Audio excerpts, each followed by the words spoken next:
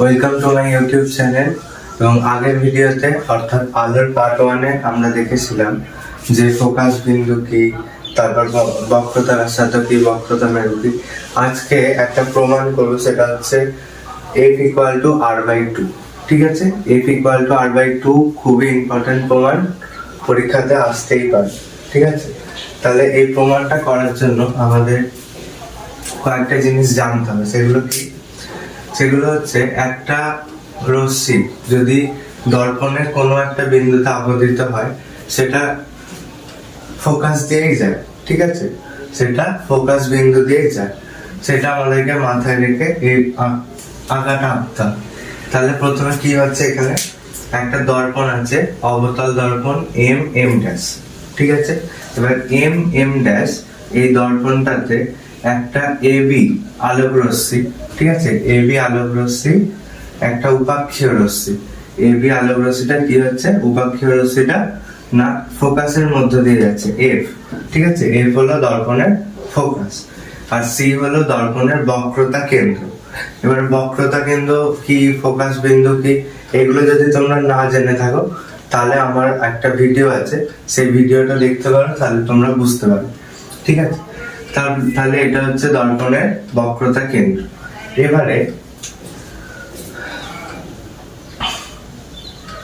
এবারে এখানে দুটো কোণ উৎপন্ন হচ্ছে।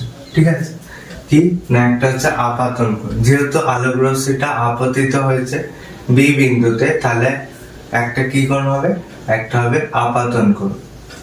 ঠিক আছে, তাহলে আপাতন কোণটাকে আমরা নাম দিচ্ছি আই। ঠিক আছে, আপাতন কোণটাকে আমরা নাম দিচ্ছি আই। এই যে এত কিছু যে বললাম, সেটা এখানে আমি লিখেছি, দেখো। ধরা যাক m(n') অবতল দর্পণে প্রধান অক্ষের সমান্তরাল উপাক্ষীয় রশ্মি ab বি বিন্দুতে আপতিত হলো। এবটা বি বিন্দুতে আপতিত হয়ে প্রতিফলনের পর f বিন্দুর মধ্য দিয়ে যায়। এই যে f বিন্দুর মধ্য দিয়ে যায়, দাঁড়ি p হলো দর্পণের মেরু। এই যে এটা হচ্ছে মেরু, f হলো দর্পণের ফোকাস বিন্দু, এটা হচ্ছে ফোকাস বিন্দু, এবং c হলো দর্পণের বক্রতা কেন্দ্র। তাহলে cটা হলো দর্পণের বক্রতা কেন্দ্র। ঠিক আছে, এত দূর পর্যন্ত। এবারে এই যে এটা হচ্ছে অভিলম্ব অঙ্কন করা হয়েছে। ঠিক আছে, অভিলম্বটা কেন অঙ্কন করা হয়েছে, কারণ ধরো একটা আলোক রশ্মি এখান থেকে পড়ে এইদিকে যাচ্ছে। এবারে আমরা আপাতন কোণটা কিভাবে নির্ণয় করতে হবে, যদি এখানে একটা অভিলম্ব অঙ্কন করি, তাহলে অভিলম্বর পাশে অভিলম্বর সঙ্গে রশ্মিটা যে কোণ উৎপন্ন করেছে সেটাই হলো আপাতন কোণ, আর যেটা প্রতিফলিত হয়ে উৎপন্ন করেছে সেটাই হলো প্রতিফলন কোণ। তাহলে অভিলম্বটা যদি আমরা না আঁকি, তাহলে কোনো কোণ আমরা পাবো না। ঠিক আছে, তাই জন্য এখানে অভিলম্বটা অঙ্কন আমাদের করতে হবে। তাই জন্য এই যে সি থেকে বি পর্যন্ত একটা অভিলম্ব অঙ্কন করা হয়েছে। তাহলে এখানে অভিলম্ব অঙ্কন করার ফলে এখানে একটা কোণ উৎপন্ন হয়েছে, সেটা হচ্ছে আপাতন কোণ। ঠিক আছে, আলোক রশ্মিটা আপতিত হয়েছে, তাহলে এটাকে আমরা ধরছি আই। ঠিক আছে, তাহলে লিখে দিই আপাতন কোণ আই। ঠিক আছে, আপাতন কোণ আই। আচ্ছা, এই কোণটার নাম কি, ABC। তাহলে ABC বোঝা গেল। তাহলে কোণ ABC এর মান কত হয়ে গেল, আই। ঠিক আছে, এবারে আচ্ছা আমরা ধরছি প্রতিফলন কোণ। প্রতিফলন কোণ হচ্ছে এটা কেন প্রতিফলন কোণ, কারণ আলোক রশ্মিটা বি বিন্দুতে আপতিত হয়েছে, হওয়ার পরে প্রতিফলিত হয়ে এর বিন্দু দিয়ে গেছে। তাহলে প্রতিফলন কোণ হচ্ছে এই কোণটা, আমরা এই কোণটা ধরছি আর। ঠিক আছে, তাহলে প্রতিফলন কোণ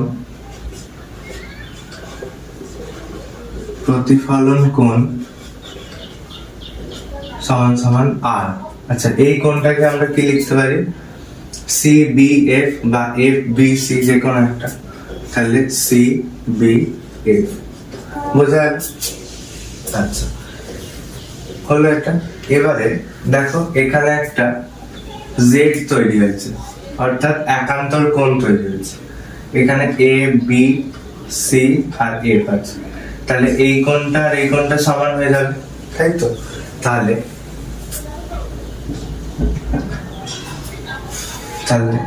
কোণ এ বি সি সমান সমান একান্তর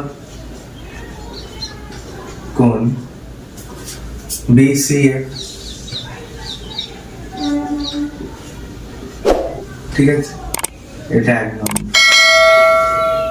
আবার আমরা কি জানি, আলোর প্রতিফলনের সূত্র কি ছিল? আপাতন কোণ আর প্রতিফলন কোণ সমান হবে। তাহলে লিখব, আমরা জানি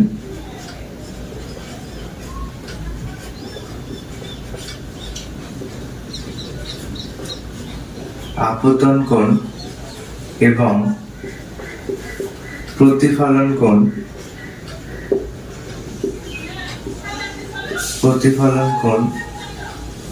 সমান, অতএব I সমান সমান R হবে। এবারে I সমান সমান R মানে কোন কোন দুটো সমান, অতএব I মানে কি ABC সমান সমান B নয় CBF। ঠিক আছে, তাহলে CBF হলো।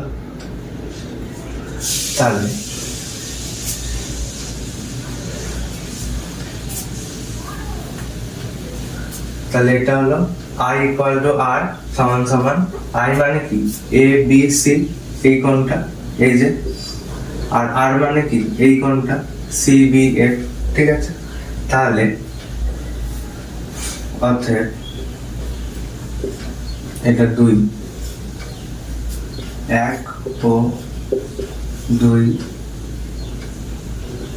থেকে পাই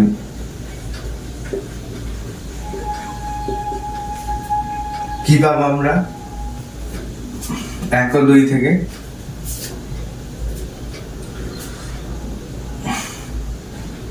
কোণ CBF ইকুয়াল টু কোণ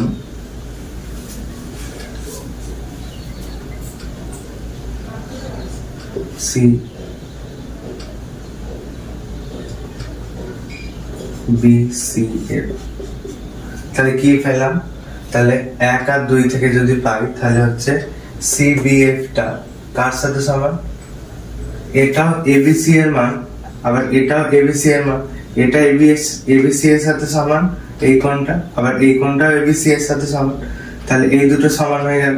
তাহলে ওটাই লিখেছি CBF টা সমান হলো BCF এর সঙ্গে। ঠিক আছে, তাহলে এই কোণটা কার সাথে সমান হয়ে গেল? এই কোণটা এই কোণটার সাথে সমান হয়ে গেল, এই যে C কোণটার সাথে। তাহলে বোঝা গেল এতদূর? আচ্ছা,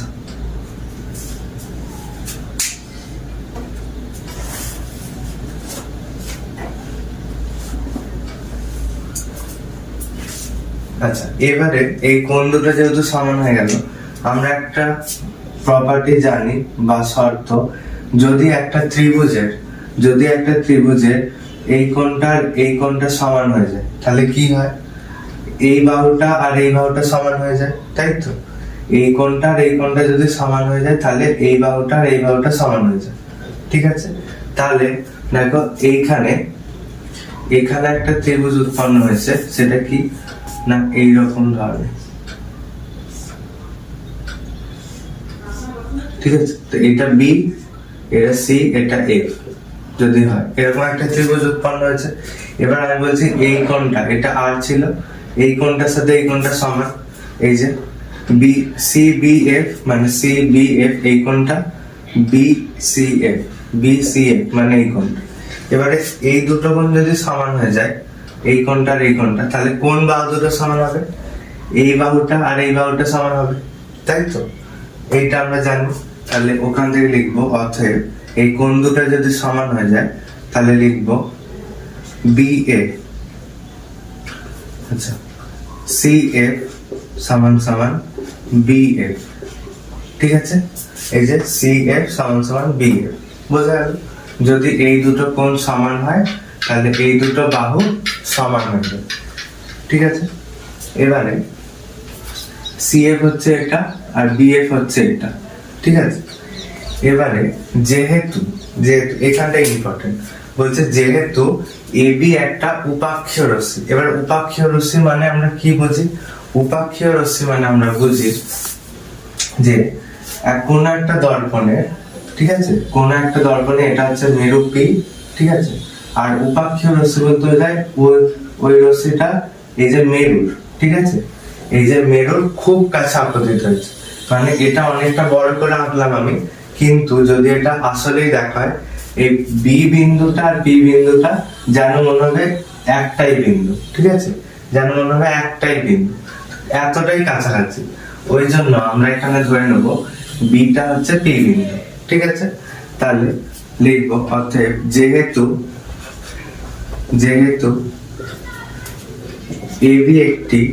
এবি একটি উপাক্ষীয় রশ্মি,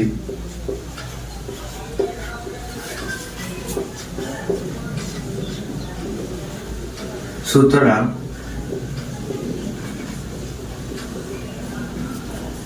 বি এবং পি বিন্দুটি একই বিন্দু। বুঝা গেল কি বললাম? এখানে কি বলা হচ্ছে, বি আর পি বিন্দুটা একই। এখানে এতটা আমি বড় করে এঁকেছি বলে বি আর পিটাকে আলাদা আলাদা মনে হচ্ছে, কিন্তু আসলে দেখা যায় যে ওটা তো অনেকটা অবতল লেন্সটা খুব ছোট হয়, তাহলে ওই যে উপাক্ষীয় রশ্মিটা একদম পি এর খুব কাছাকাছি ভাবে আপতিত হয়। তার ফলে যেন মনে হয় পি আর বিটা দুজনেই সমান একসাথে আছে, ঠিক আছে। ওই জন্য পি আর বিটাকে আমরা একই বিন্দু ধরে নিচ্ছি। তাহলে এবারে তাহলে বি এর জায়গায় আমরা কি বসাবো? পি বসাবো। তাহলে এখান থেকে অর্থাৎ সিএফ সমান সমান কি লিখবো? বি এর জায়গায় আমরা পি বসাবো, তাহলে পিএফ। বোঝা গেল এতটুকু? এবার দেখো তাহলে সিএফ টা কার সাথে সমান হয়ে গেল? পিএফ এর সঙ্গে। বোঝা গেল? তাহলে বলছি এখানে সি আছে, এখানে এফ আছে, আর এখানে পি আছে। বলছি এই সিএফ টা আর পিএফ টা সমান, ঠিক আছে। তার মানে দুটো যোগ করে আমরা কি পাচ্ছি? এই যে এই দৈর্ঘ্যটা আর এই দৈর্ঘ্যটা যোগ করে আমরা কি পাচ্ছি? গোটা সিপিটা পাচ্ছি, এই দুটো যোগ করে। তাহলে অতএব লিখবো সিপি সমান সমান কি না সিএফ প্লাস পিএফ, ঠিক আছে। সিপি সমান সমান কি? এই সিএফ প্লাস পিএফ, সেটা লিখেছি সিপি সমান সমান সিএফ প্লাস পি। এবারে পিএফ মানে কি? পিএফ মানে হচ্ছে সিএফ, আবার সিএফ মানে হচ্ছে পিএফ, ঠিক আছে। এবারে যে কোনো একটার মানটাকে আমাদেরকে চেঞ্জ করতে হবে। এবার কার মানটা চেঞ্জ করব? আচ্ছা এখানে মানটা চেঞ্জ করার জন্য আমাদেরকে যেটা করতে হবে সেটা হচ্ছে পিএফ টাকে আমরা নেব, ঠিক আছে, পিএফ টাকে আমরা নেব। তাহলে সিপি টাকে আমরা পিএফ করে দেব, পিএফ প্লাস পিএফ। বোঝা গেল? এখানটা সিএফ টাকে আমরা কি করছি? পিএফ করে দিচ্ছি, কারণ এই একটু আগে প্রমাণ করেছি যে সিএফ টা পিএফ এর সঙ্গে সমান হয়ে যায়। তাহলে এখানে সমান সমান 2PF, ঠিক আছে। তাহলে এটা কিসের সাথে সমান হয়ে গেল? 2PF এর সাথে সমান হয়ে গেল। তাহলে এটা জায়গা নেই বলে আমি পাশে লিখছি সিপি সমান সমান 2PF, ঠিক আছে। এবারে এখানটা দেখো সিপি মানে কোনটা? এই যে এটা,